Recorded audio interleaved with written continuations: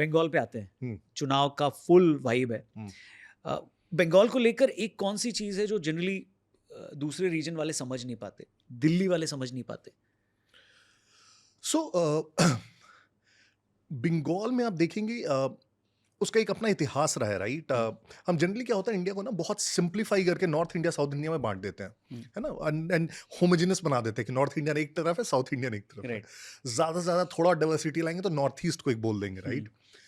In that sense हमें लगता है कि बहुत सारे स्टेट्स के साथ इंक्लूडिंग बंगाल के साथ हम लोग थोड़ा इंजस्टिस करते हैं जब ऐसे जनरलाइज करते हैं, क्योंकि हर रीजन की अपनी एक बहुत स्ट्रांग हिस्ट्री होती है, आइडेंटिटी होती है। And a region as specific as Bengal, जो बहुत ज़्यादा इंपॉर्टेंट रहा है और बहुत ज़्यादा पीछे नहीं जाना है हमें इतिहास में, जस्ट अभी जाना है 100 200 300 साल पहले।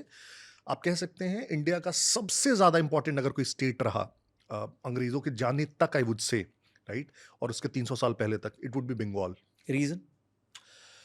बंगाल बंगाल सूबा बोलते थे जब मुगल थे, एक पूरा सूबा था, उसका रीजन भी बहुत बड़ा था। वेस्ट बंगाल, अभी का बांग्लादेश, आसाम, नॉर्थ ईस्ट, बिहार, झारखंड, उड़ीसा, इतना बड़ा, राइट? करेक्ट।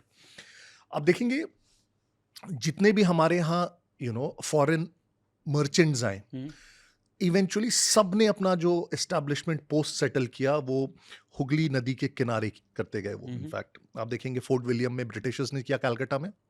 थोड़ा सा हुगली नदी के ऊपर जाएंगे तो फ्रेंच ने चंदन नगर में किया, डच ने चिंसुरा में किया, उसके आगे पोर्तुगीज ने बंदेल में किया। ये पूरा एक लाइन से सारे एस्टैब्लिशमेंट थे, सारे यूरोपियन कॉलोनीज के, राइट?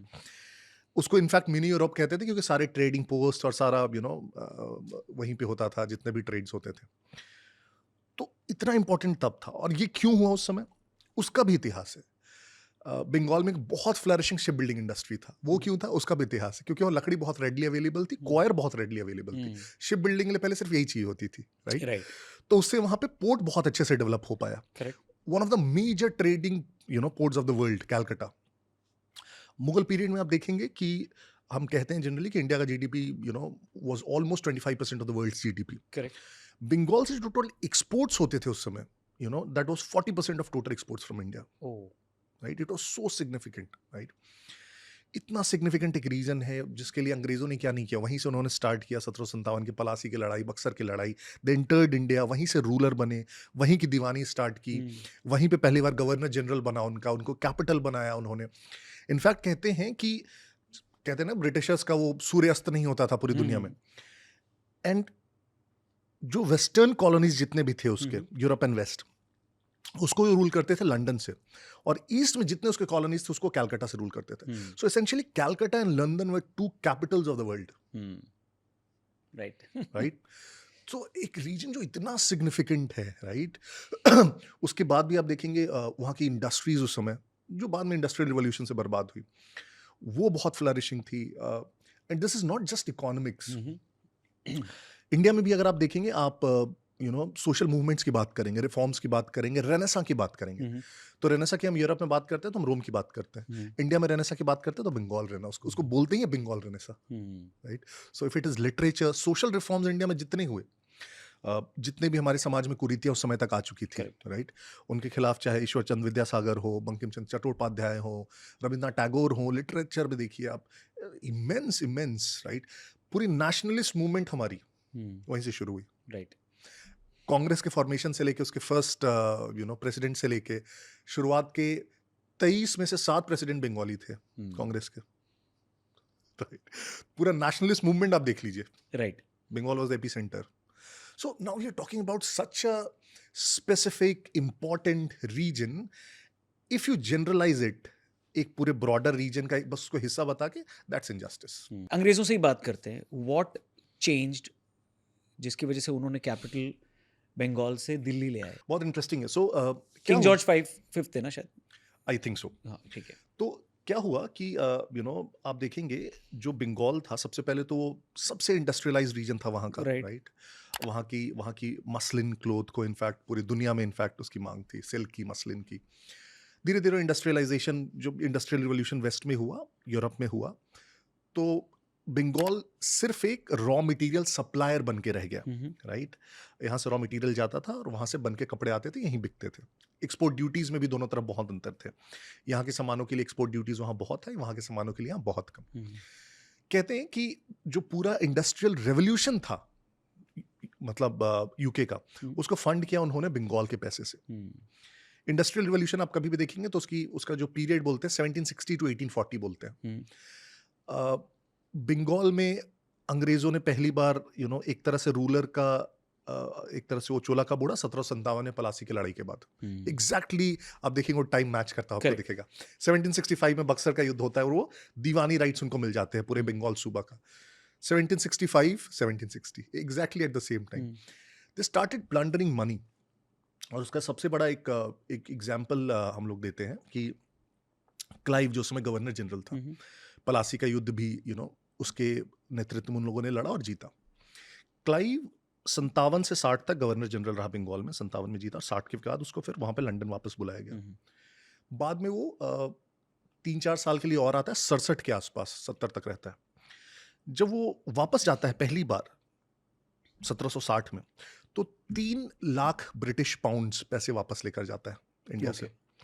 उसने इंडिया में स्टार्ट कैसे किया था? क्लर्क से स्टार्ट किया था, राइटर बोलते थे क्लर्क को 1744 में। वो एक राइटर क्लर्क की तरह आया था और जब वापस गया तो 3 लाख पाउंड लेके गया।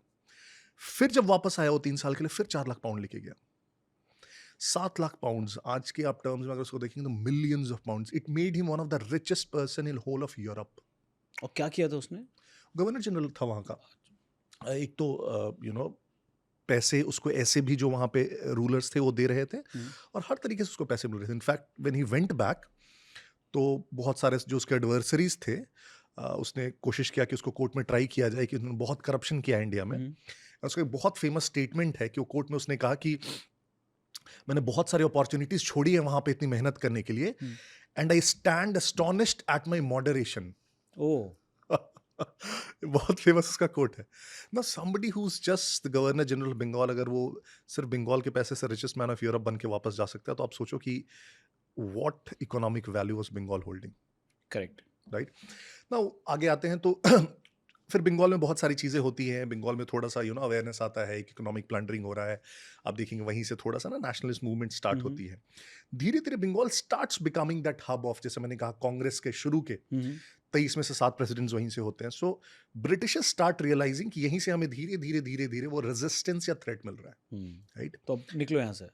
निकलो यहाँ से तो नहीं, लेकिन इसको किसी तरह से ब्रेक करो, इस रेजिस्टेंस को जो क्रिएट हो रहा है। तो उन्होंने कहा कि रेजिस्टेंस को क्रिएट करने का क्या अच्छा तरीका होता है, कभी भी फॉल्ट लाइन आपको ढूंढते हैं जिसपे आप लोगों को डिवाइड कर सकते हैं। ठीक है, एक फॉल्ट लाइन थोड़ा सा किसी भी सोसाइटी में ऑलरेडी होता है, कोई सोसाइटी बिना फॉल्ट लाइन के नहीं होती। बंगाल में एक फॉल्ट लाइन थोड़ा सा क्या था कि आप देखेंगे जो मुस्लिम्स वहां पे थे, एक तो जो पूरा इंडस्ट्रियल रिवॉल्यूशन हुआ उसके बाद जब ब्रिटिशर्स ने एक तरह से अपने वो जो मैकॉले एजुकेशन बोलते हैं और बाबूस क्रिएट करना स्टार्ट किए, तो Muslims were very sceptical of it, so they stayed out of it. तो एक जो इकोनॉमिक प्रॉस्पेरिटी और जो जॉब्स क्रिएट हुआ उसमें वो नहीं थे। और ना हमेशा दोनों के बीच, ब्रिटिशर्स और मुस्लिम के बीच एक स्केप्टिसिज्म था, तो धीरे धीरे पिछड़ते गया सोशियो इकोनॉमिकली भी। तो जो ईस्ट साइड ऑफ बंगाल था which was slightly Muslim heavy, उनको लग रहा था कि हम पिछड़ते जा रहे हैं। और जो वेस्ट साइड ऑफ बंगाल है एंड हिंदूज हैं, वो ज्यादा रिसोर्सेज अप्रोप्रिएट करते जा रहे। तो ये एक छोटा टेंशन था ही। तो ब्रिटिशर्स ने बोला लेट्स यूज दिस, और यूज करके उन्होंने क्या किया कि कहा कि हम एडमिनिस्ट्रेटिव रीजंस के कारण, क्योंकि बंगाल बहुत बड़ा हो गया है संभालने के लिए एक गवर्नर जनरल के लिए, तो उसको 2 भागों में बांट देते हैं, ईस्ट और वेस्ट। करेक्ट। तो 1905 में उन्होंने डिवाइड कर दिया। Now they did not realise कि इसका बहुत बड़ा रेजिस्टेंस आएगा, तो लोग सड़कों पे आ गए। पहली बार इंडिया में एक ऑर्गेनाइज्ड मूवमेंट हुआ, नॉन वायलेंट स्वदेशी मूवमेंट जिसको हम लोग बोलते हैं। सो ईस्ट में उस टाइम पे ऑलरेडी मुस्लिम्स मेजॉरिटी में थे, यस, बोल सकते हैं। यस यस यस, बिल्कुल, जो कि अभी का बांग्लादेश है टेक्निकली। अभी का बांग्लादेश, यस। तो स्वदेशी मूवमेंट हुआ, बॉयकॉट मूवमेंट्स हुए, ये लोग सड़कों पर उतर आए, फॉरेन कपड़े जला रहे हैं, बहुत उसके खिलाफ। और गांधी जी का इम्पैक्ट था वहां पे? No, Gandhi ji hadn't come to India अभी तक। ओह, ही केम अच्छा, 1916। वो अभी तक साउथ तो अफ्रीका कपड़े, में थे। विदेशी कपड़े गांधी जी से पहले भी जल चुके हैं। यस यस यस, बिल्कुल, स्वदेशी क्रेडिट मूवमेंट गांधी जी ले गए। तो ठीक है, नॉट अ प्रॉब्लम। या सो स्वदेशी, सो इनफैक्ट उसी समय वंदे मातरम, इनफैक्ट जो कंट्रोवर्सी चल रही, Vande Mataram became a kind of a that सबसे ज्यादा यूज पूरे आप देखेंगे नेशनलिस्ट मूवमेंट, तो वंदे मातरम एक नारे की तरह यूज तो क्या मुस्लिम तब वंदे मातरम बोलते थे? यस, तब बोलते थे? यस। सो वंदे मातरम इनफैक्ट बरिसाल में, अभी बांग्लादेश में है, वहां पे करीब 10,000 हिंदूज और मुस्लिम्स इकट्ठा हुआ और एक साथ उन्होंने वंदे मातरम गाया। और ये कब की बात है? 1905। 1905। 1905।